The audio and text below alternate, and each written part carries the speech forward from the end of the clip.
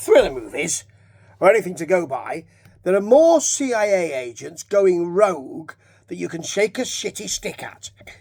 The CIA and the FBI should really be having a look at their practices, because tons of them are going rogue. They're just going off piste. They're having to be brought in.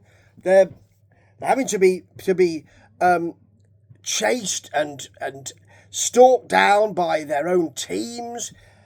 And that's what's happening on Canary Black. Canary Black is it's a McGuffin, really.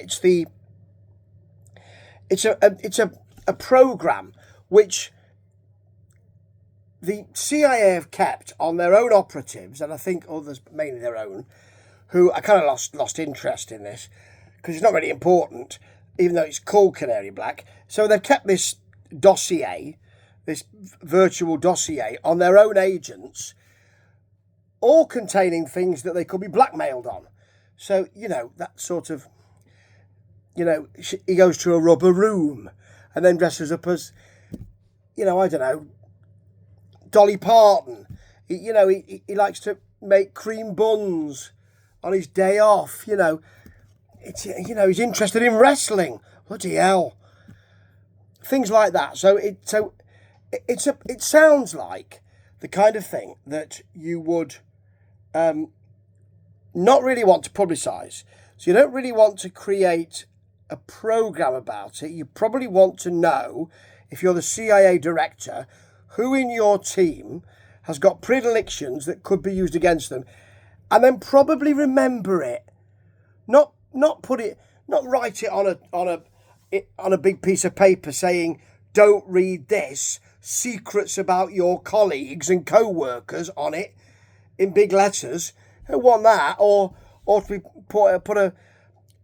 put something on the computer to say, "This is not behind a firewall. Can anybody make one? Because it's got loads of naughty things about you and others, including pictures and drawings." Anyway, that's what it's about, and it's gone missing. Now, it's gone missing because one of the main CIA agents, who's really good with all that "hoo ha, yeah, ooh, ooh, ow, oh, ah" thing, who is, there are so many of them. She's called Avery Graves. She's played by Kate Beckinsale. More of this in a minute. Has had her husband kidnapped, and by some kind of cell, the guy sounds like, he's played by Goran Kostic. He's called Konrad Bresnov, so he's vaguely Eastern European, isn't he? Let's make him vaguely Eastern European, folks. And it's, he wants loads of money. I don't know what, I don't know. I might have missed something. I might have missed something really important, because Avery Graves takes the Canary Black thing, gives it to him, I think, and then suddenly it becomes something that can ruin people's economies with. I thought it was just a dossier of people in compromising positions, dressed up in funny costumes and things like that, or could be a gambler, things like that. I thought it was that. But it seems as though, because Conrad suddenly puts a mask on and does the face thing. "Hello, everybody. My name is Goran." And I can't hear what he's saying. And it's some kind of cop thing, or G8. It looks like in a very small, dowdy room, to be honest. It's not the big arena you'd expect, but all the main countries are there. And he's saying, unless you pay me $1 billion, I'll, I think it's $1 billion, I will, for each country, I will crash your economy. I don't think it's clear. I don't think I've missed much. Maybe somebody can tell me. They're walking around the conference room, these high-level dignitaries from different countries, saying we'll have to pay. Why?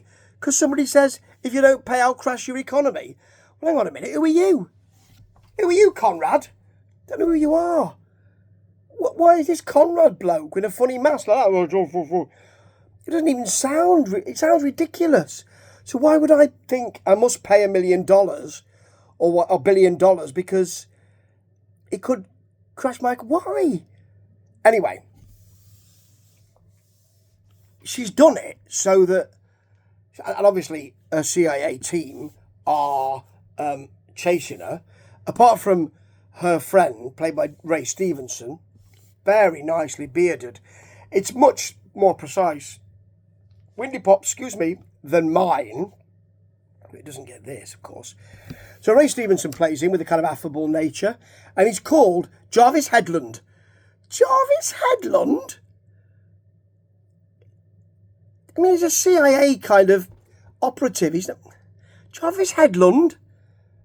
Anyway, he's trying to help her, but eventually he can't. They do capture her, and then she breaks free, only to be captured by Conrad. And eventually, Conrad's got her husband. But when she finally manages to break free and free him, he tells her that actually it's all been a lie. He's not really her husband. He said, I loved you, but really it was all a work, and I did it for nefarious means.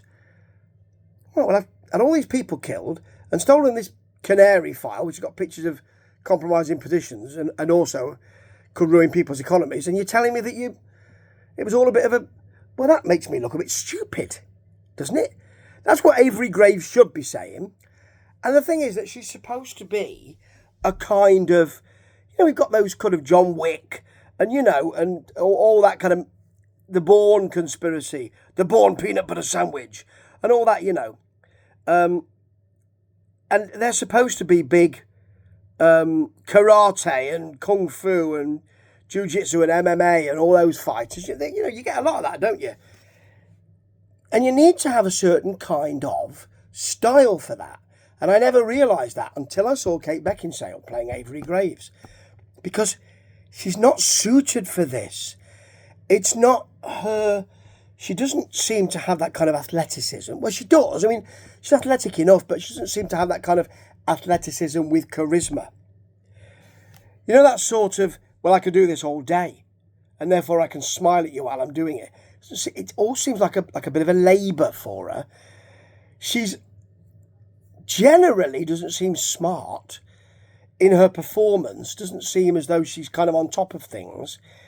She just seems to be kind of really struggling most of the time. Maybe that's something that her and the director, Pierre Morel, who's also done Taken, decided. Maybe they decided that, but she never looks cool when she's shooting guns, big guns.